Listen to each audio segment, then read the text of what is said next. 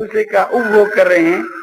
ज्ञानी मुनि के लिए सा निशा पश्यतो मुनि, पश्यत माने ज्ञानी, उस परमात्मा के तत्व का अनुभव करने वाला है, ऐसा जो ज्ञानी है, उस ज्ञानी मुनि की वो सो निशा है।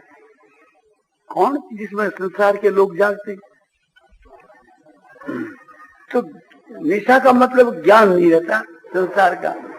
तो संसारी मनुष्य जाग रहे हैं, संसार के बीच में, संसार के विषयों को भोग रहे हैं, वो ज्ञानी मुनि की निशा है। उसको उसका ज्ञान नहीं संसार का।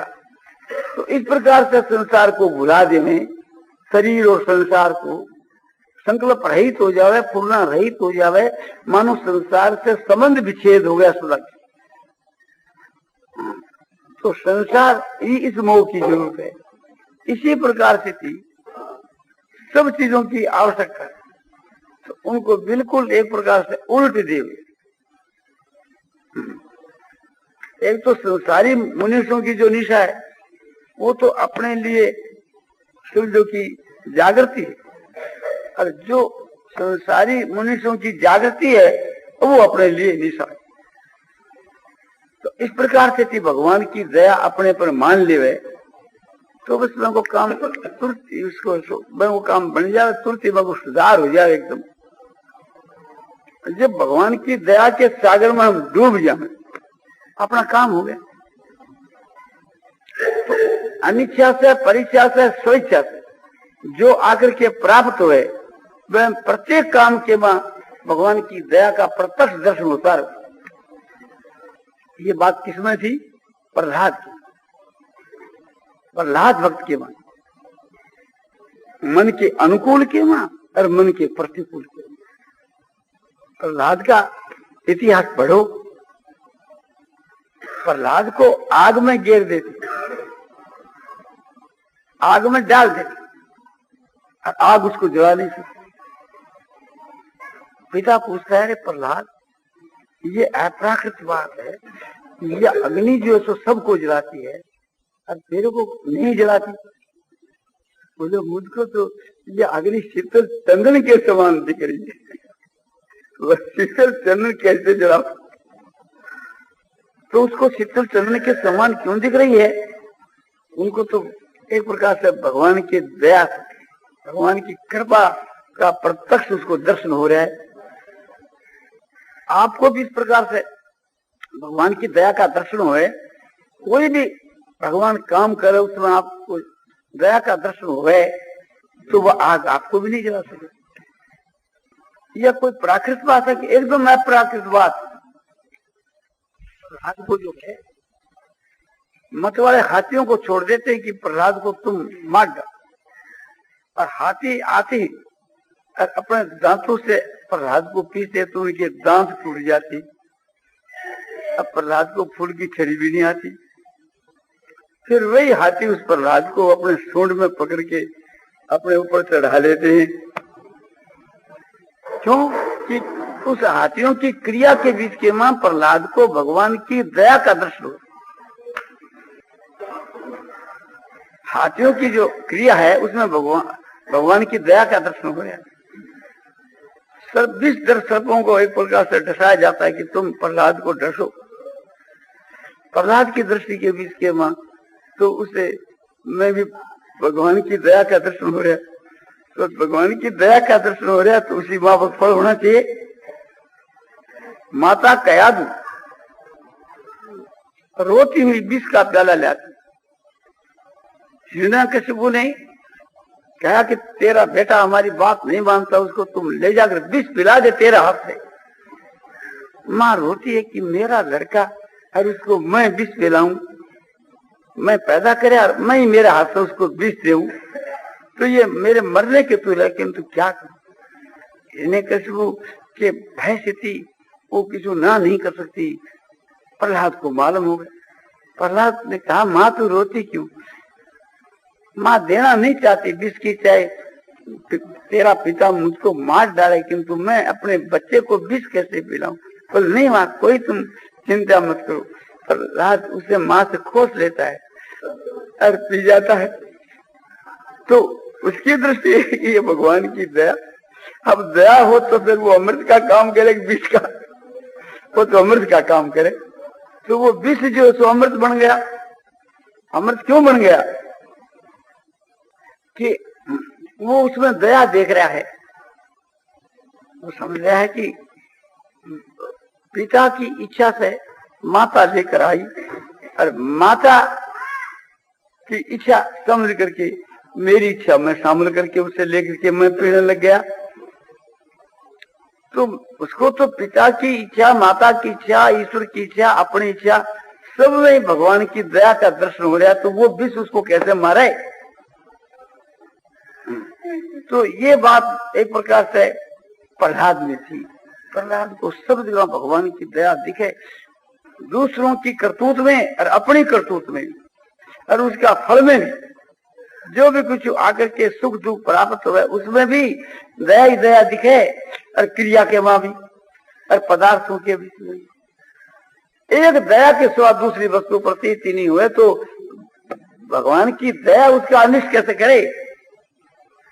तो बोले ऐसी दृष्टि औरों की हुई, बोले बहुतों की, एक प्रहलाद की क्या? वो तो आपको मैंने उदाहरण दिया।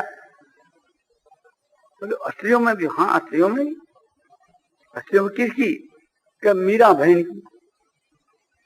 मीराबाई जो है उसका देवर जो राणो जी, उसने कहा कि ये इधर उधर घूमती है, समझो कि साधुओं का संग करती, भाग करके कभी वृंदावन जाती, कभी एक प्रकार से ये अपनी कुल की लाज कान सब खो दी, मट्टी में मिला दी। तो किसी प्रकार से इसकी मृत्यु हो जावे तो अच्छी बात है, और अपने से नहीं इसकी मृत्यु हो तो इसका मृत्यु का कोई ऐसा उपाय करो कि जिससे यह जल्दी मारी जाए। तो एक काम करो, चारों तरफ ऐसी बाढ़ लगा दो जिसमें वो सिंह उछल करके बाहर में नहीं जा सके और इसके अंदर ही रहे, और पिंजरे से खोल दो कहा कि जहाँ ठाकुर जी का मंदिर है, और यह मंदिर में भगवान की पूजा करने जाएगी तो भी इसको खा जाए। ये बड़ा सरल उपाय है। तो जैसे ये सर्कस करते हैं, बड़े बड़े नौहत्ते कैसे सिंह को रखते हैं पिंजरे के वहां, ऐसे राजाओं के पास भी ऐसा रहा करता था। अजब घर के वहां ऐसा सिंह आया था, हमने कलकत्ता में देखा अजब घर में। तो वो सिंह का पिंजरा जाकर के उसमें ऊपर से ढकना, उसका रस्सी बांध करके खंस या खंसे से खुल जाता है, और वो बाघ जो है पूरा नौहत्ता एक प्रकार से मंदिर का जो वरंदा है उसमें आकर के बैठ गया, जहाँ ठाकुर जी भीतर में विराजमान हो रहे हैं, और ठाकुर जी की सभा मंडप के बाहर में आकर के उसका पिंजरा रख वहां खोल दिया, वो बैठ गया। और मीरा को हुक्म है कि तुम भगवान की पूजा का समय हो गया, पूजा की सामग्री लेकर के, और उसमें वो प्रवेश गई। ये चारों तरफ परकोटा था, सिर्फ परकोटा बंद कर दिया गया। अब वो जाकर के देखा, प्रभु आपने बड़ी भारी दया करी, मेरा जीवन सफल हो। आज तो आप साक्षात नरसिंह रूप से प्रकट होकर के साक्षात ही दर्शन दे दी। आज मेरे ऊपर दया की पूर्ति होगी। अब ऐसो वो पूजा करने लगी। पादियो पादंग समर्पयामि, हस्तियोर्गं समर्पयामि, नारायण नमः, पा नारायण। आरे के बाद सब देख करके के और मस्ते के ऊपर आपने तिलक किया, और आपने समझो कि पुष्प छोड़े, माला पराई, और जो खाने के वास्ते भोग ले गई थी वो भोग ऐसे उनके सामने रख दिया। साष्टांग नमस्कार कर करके स्तुति है सब गाने। और आज प्रभु की हमारे पर पूर्ण दया। तब वो दया का दर्शन करे तो वो बाघ बने खा गए, पूजा करके आ गई। नारायण जी ने पूछा कि आज तो वो छोड़ दी? बोले छोड़ दी। बोले बाघ खा गयो सी? बोले सब बाघ तो बिल्कुल। अरे वो बाघ के पास नहीं गई। बोले बाघ की तो पूजा करी महाराज, बाघ के पास क्या जा, बाघ की पूजा करी, बाघ उसको खाया नहीं? बोले नहीं महाराज चलो देखो। तो सुरक्षित जगह के वहां खड़े होकर के राणा जी देख रहे हैं, सब बाघ के तो गले में माला और पूछे सिर पर पड़ी और तिलक हो रहा है, खाने के पदार्थ सामने पड़े। तो इस प्रकार से वह आपके बाघ की पूजा भगवान के रूप में कर करके परिक्रमा देकर और फिर आकर के आपने फाटक के पास आज फाटक खोल दिया।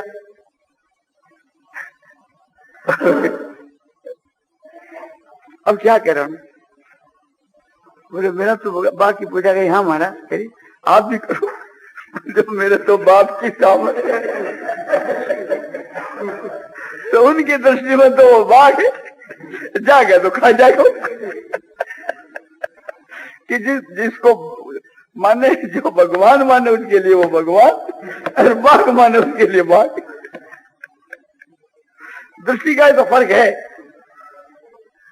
तो यही बात है कि यह संसार आप मानो तो आपके लिए संसार, और भगवान मानो तो आपके लिए भगवान। भगवान कहते हैं कि भाई जिनकी ये बुद्धि हो जावे वो महात्मा है। कैसी? कि बहु नांग जन्म ना मंगते, ज्ञानवान मांग पर बद्धते, और वासुदेव सर्वमिति से महात्मा सुधते। बहुत जन्मों के अंत के जन्म में जो कुछ हो सब वासुदेव है। इस प्रकार से थी ज्ञानवान मुझको भजता है, ऐसा भजने वाला ज्ञानवान महात्मा है, और अति दुर्लभ महात्मा है।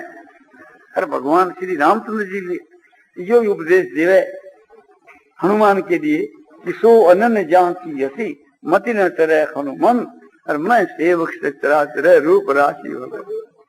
हे हनुमान, वो मेरा अनन्य भक्त है। कौन? कि जिनकी मति मान बुद्धि इस सिद्धांत से कभी डरती नहीं। कौन सा? क्या सिद्धांत? कि चराचर सब भगवान के स्वरूप की राशि है, और मैं उनका सेवक। ये जो भाव, सिया राम मैं सब जग जानी, और करूं प्रणाम जोर जुग। सबको सीताराम का स्वरूप समझ करके सबको मैं साष्टांग नमस्कार करूं, हाथ जोड़। जब ऐसा आपका भाव संसार के हो जाए तो फिर संसार के आपको खा जाए या मारे। मीरा एक समय के वहां यह बात के बीजी की बढ़िया बढ़िया आहार भगवान की पूजा के वास्ते कल आना चाहिए, क्योंकि जन्माष्टमी है तो मैं भगवान की पूजा करूं, बड़ा प्रेम। बोले बहुत ठीक। राणो जी के उस वक्त में क्रोध चढ़े हुए थे, पर बोला कि ऐसा बीज धर सरप जाकर पिटारे में बंद कर करके मैंने भेजो कि जो फूलों का हार है तो हाथ उसमें डालता ही खा जाए। ठीक है, क्या रे नौकरान तो कभी जे करना पड़े, भर करके ला करके पिटारो बंद कर दियो, ला कर क्या बोले फूला को पिटारो, इसमें फूल हार एकदम भरा हुआ है, तेरी बोझ जाओ जैसी पूजा कर। अब दूसरे दिन पिटारो खोले भगवान के पूजा के वक्त में, तो वह सब हार और फूल हो गया। खूब प्रेम से भगवान के चढ़ावे। राणा जी पूछे कि आज तो मैंने बस सांप काट गया होती नहीं? महाराज बस मैं तो पूजा कर रही है भगवान की। बोले पूछो तो भेजा ही नहीं मालूम, तो वो तो पिटारे में से काट और भगवान के चढ़ावे। आकर देखे तो ठीक है, तो मैं तो फूल मंगाया, मारा मंगाई, कोई सांप मंगाया। उसकी दृष्टि में तो सब फूल और मारा है, और उनकी दृष्टि में सांप है। जी तो राणो जी जाओ तो काट खाओ, सुबह की दृष्टि में तो सांप है। तो इसी प्रकार से अपनी दृष्टि पर प्रत्यक्ष आप देख लो, जाकी रही भावना जैसी, और प्रभु मूर्ति जिन्हें देखी तैसी। भगवान की मूर्ति तो सबके लिए एक ही होनी चाहिए, किंतु भावना से अपने वो भावना के अनुसार दिखती है। भगवान श्री रामचंद्र जी धनुष युग के समय के बीच के मां एक प्रकार से जब खड़े हुए हैं, तो उस समय के बीच के मां जो भगवान के भक्त हैं उनको तो भगवान दिखते, और जो एक प्रकार से थी दुष्ट राजा है उनको काल दिखने के साक्षात काल, तो उनके लिए काल और भक्तों के लिए भक्त। एक ही बात, ये बात आप प्रत्यक्ष में देख लो कि कोई एक पुरुष आचार्य जी पर घटा लो, भाई जी पर घटा लो, चाहे मेरे ऊपर घटा लो, मैं व्याख्यान दे रहा, स्वामी जी व्याख्यान दे रहे हैं, राम सिंह जी, बहुत आदमी सुन रहे हैं, एक ही समय में व्याख्यान हो रहा और सुनने वाले एक ही समय में सुन रहे हैं, देश काल को कोई भेद नहीं। सुन करके व्याख्यान सभी भाई गए, बोले व्याख्यान किसको हो? बोले ऐसा राम सुख जी महाराज।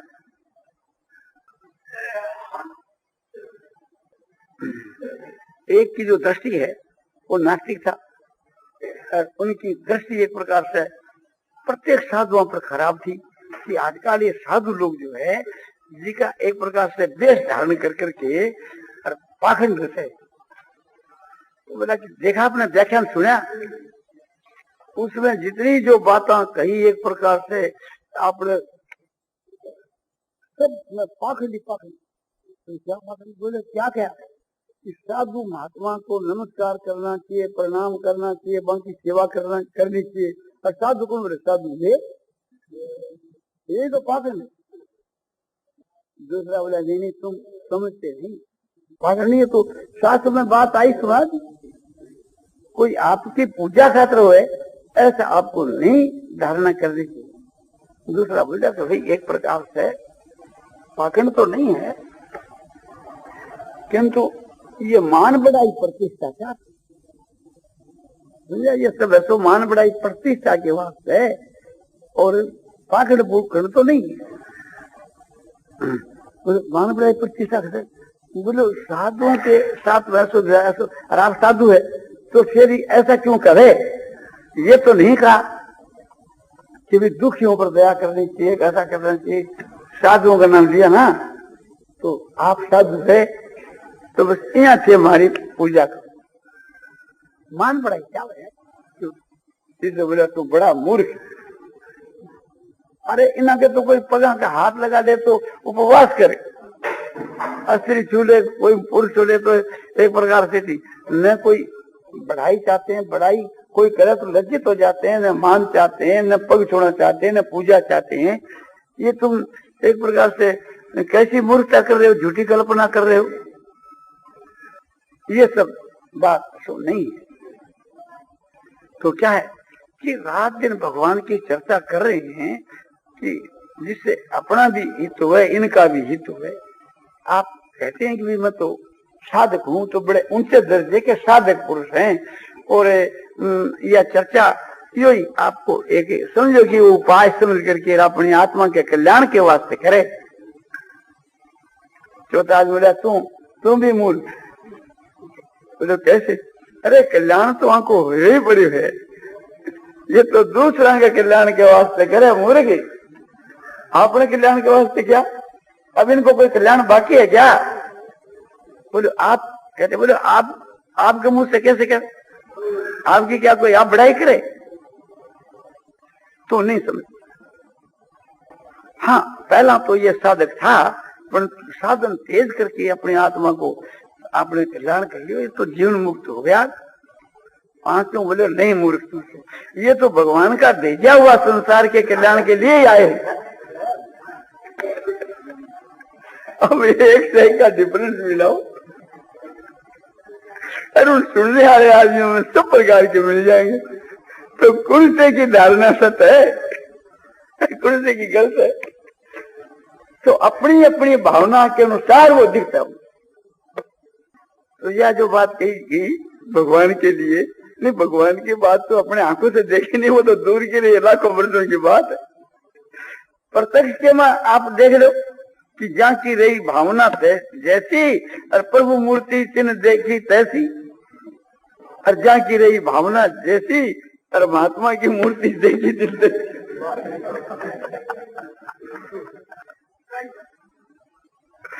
तो वह के लिए वो सही, तो अपनो ही भाव है। तो संसार क्या है? अपने भावना को एक प्रत्यक्ष मूर्ति है। अरे तुम देखते नहीं हो, एक प्रकार से रोज तुम्हारा ये बात बीतती है और फिर एक प्रकार से भ्रम में पड़े। रात्रि में तुम्हारे को सपना आता है कि नहीं? बोले आता है। और सपने के समय में सपने की संसार आपको सत्य दिखती है कि नहीं? बोले सत्य दिखता है। उस वक्त में तुम्हारे को सुख होता है, दुख होता है, समझो तुम भोग भोगते हो, कष्ट भोगते हो, शरीर के बीच के बीमारी भोगते हो, और पेट तुम्हारा सपने में दुखता है, और उस वक्त में वही दर्द होता है। तुम कोई भोजन करते हो तो वही स्वाद आता है, अपनी स्त्री से सहवास करते हो तो वही तुम्हारे को सुख होता है, कोई प्रकार का भी फर्क नहीं। और आंख खुलने के बाद बोले फिर तुम्हारी वृत्ति दूसरी हो जाए, तो यह तुम्हारी भावना है। हर एक बात में आप प्रत्यक्ष में देखो, एक सुंदर युवा स्त्री है, 20 साल की, 16 साल की, 18 साल की जवान है, सुंदर है, खूब एक प्रकार से। उसके एक बच्चा पैदा हो गया। बच्चा जो है उसको वो स्तनपान करा आपके हृदय के पार है। बच्चा 3 साल का है। बच्चे की दृष्टि क्या है कि ये हमारी धात्री है या अन्नपूर्णा देवी है या हमारे प्रतिपालन करने वाली हमारी माँ है। एक स्तन तो मुंह में उसके पान करता है, दूसरे स्तन पर उसका हाथ, इसको पान करके फिर इसको पान करूं, कोई दूसरा नहीं इसको पान कर, उसकी रक्षा कर। तो उसकी दृष्टि एक है, और उसका पति रात में आता है उसी स्त्री का, और वो भी उसके स्तन के भी हाथ लगाता है, उसको अपने हृदय के भी लगाता है, उसका भाव दूसरा है। उसको जो सुख होता है उसके पति को वो काम विषय का होता है, और लड़का का पेट भर करके उसका पोषण होता है। लड़के के लिए तो वह पोषण करने वाली धात्री, और पति के लिए समझो कि रति को सुख देने वाली स्त्री। तो जब जब उसका पति देखता है उसके देखने के नेत्र दूसरे, और लड़का देखता है तो उसके देखने का नेत्र दूसरा। और उसका बाप आता है, वो आपके बाप के पास दौड़ देती है, चरणों में नमस्कार करती है, और पिता भी उसको अपने हृदय के लगाता है अपने। तो बाप का भाव तीसरा। कहीं जंगल में गए, कहीं बाघ आ गया, सिंह आ गया, और वो दौड़ कर आता है कि ये मेरो खाद्य है, इसको खा जाऊं। तो वह सिंह की वृत्ति हो रही असली भाई। और एक वृद्ध पुरुष आ गया, उस तरफ से निकल गया, उसकी दृष्टि बड़ी ये औरत है, वो समझता है कि ये समझो मल और मूत्र का हार्ड मांस का एक पिंजर एक प्रकार से उसकी तरफ वो देखता है, वो विरक्त है, तो उसकी दृष्टि हो नहीं जाती। और एक वासुदेव सर्ववृत्ति वाला महात्मा आ गया, वो देखता है सब नारायण को शुरू हुए, सभी भगवान को शुरू हुए, वह की दृष्टि हो रही है। स्त्री तो एक, और दृष्टि सबकी अलग अलग। और वह स्त्री वस्तु से क्या स्वरूप है कि वस्तु से थी, लड़के के लिए तो वह माँ है, और पति के लिए वो एक प्रकार से उसकी धर्म पत्नी, और पिता के लिए वो लड़की, और सिंह के लिए उसका खाद्य, और वृक्ष के लिए इसमें जो कि मलमूत्र की थैली, हर महात्मा के लिए ईश्वर गुरु। तो ऐसी बात है, तो अपने ऊंची से ऊंची भावना करनी चाहिए। न काष्टे विद्यते देव, और न पषाणे न मृण्मये, भावोई विद्यते देव तस्मात् भावोई का। कोई काष्ठ की मूर्ति जैसे जगन्नाथ जी की, उसमें भावना करी ये साक्षात भगवान, और कोई एक प्रकार से पत्थर की मूर्ति के बीच के वहां भावना करी शिव जी की भी देवता है, और कोई आपने माटी को शिव बना करके मैं भावना कर ली कि ये शिव है, तो वास्तु के बीच के माँ काठ में और पत्थर में और माटी में कोई देवता नहीं है। मैं के भावना के बीच के माँ है, तो भाव ही प्रधान है। तो इसलिए अपना जो भाव है और अपने बस की बात है, अपना भाव करना कोई दूसरे के अधिकार की बात तो है नहीं, तो अपने बस की बात है। तो इसलिए अपना भाव उच्च से उच्च करना चाहिए और भाव के अनुसार ही हमारे को लाभ होगा। और उसी का नाम श्रद्धा है, उसी का नाम भाव है, उसी का नाम आस्तिकता है। नास्ति बुद्धि युक्त से और नचा युक्त से भावना और नचा भाव यथ शांति रसांत से कुछ। अयुक्त जो है उसमें अध्यात्म विषय की बुद्धि नहीं होती, बुद्धि नस्ती, उसमें आस्तिक बुद्धि नहीं है। और नचा युक्त से भावना, और अयुक्त जो है उसमें श्रद्धा नहीं है, भावना नहीं। और बिना श्रद्धा के बिना शांति नहीं मिलती। और अशांत से कुछ सुख, शांति न, शांति जाने व सुख का। तो आपको सुख और शांति की, असली सुख और शांति की आवश्यकता है, तो आपको श्रद्धा की, भाव की, भाव ही प्रधान है। तो आपको शुरू में ये बात कही थी कि आपको मैं बहुत ही दामी बढ़िया बात कहूंगा, तो यदि यह बात आपके धारण हो जाए, ईश्वर की कृपा से समझ में आ जाए, तो कुछ मेरा पार है। भगवान की तो कृपा हम सब के ऊपर अपार है ही। आप माने तो भी है, नहीं माने तो भी। मानने से अधिक लाभ है, और नहीं तो सामान्य लाभ तो है, चाहे आप माने चाहे नहीं माने। नारायण नारायण नारायण शिव नारायण नारायण नारायण नारायण नारायण नारायण नारायण नारायण श्यावर रामचंद्र की और नोट। देखो भैया, दो बात आई। एक तो किसी भाई ने ये रुका भेजा के इस विषय में किसी को संभव है कि वो रुका भेजने वाला भाई तो होगा ही हाजिर। और दूसरी बात यह आई, माता बहनों ने की और आपके मन में आवे वो बात सुनाओ। तो मन में तो यह आवे है कि कई बात आवे, उनमें एक बात यह भी है कि अब की बार घर पर जाए माता बहना भाई लोग, तो एक प्रकार से मन में खूब दृढ़ निश्चय करके कि वो काम अवश्य कर लूं, परमात्मा की प्राप्ति अवश्य यहीं करनी, ध्यान हो तो फिर घरे जाकर करनी।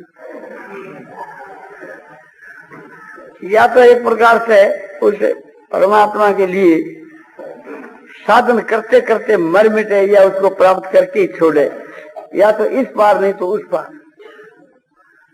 कि तो कार्य को साधन ही करे, सिद्ध ही करे। अब नहीं एक प्रकार से यह मन में कह रही फिर अधिक जीने से क्या लाभ, तो अधिक जीने से क्या लाभ है, इसको मतलब यो नहीं है कि कोई अपने आत्महत्या करके मर जाए। मतलब ना कोई यो है कि अपने प्राण प्रजन चेष्टा करते करते, धर्म का पालन करते करते यदि मृत्यु भी हो जाए तो उसमें भी ऐसा कल्याण है। स्वधर्म धर्म निधन श्रेय पर धर्मो भया भय। अपने धर्म के साधन करते करते मृत्यु हो जाए तो भी वह को कल्याण हो जाए।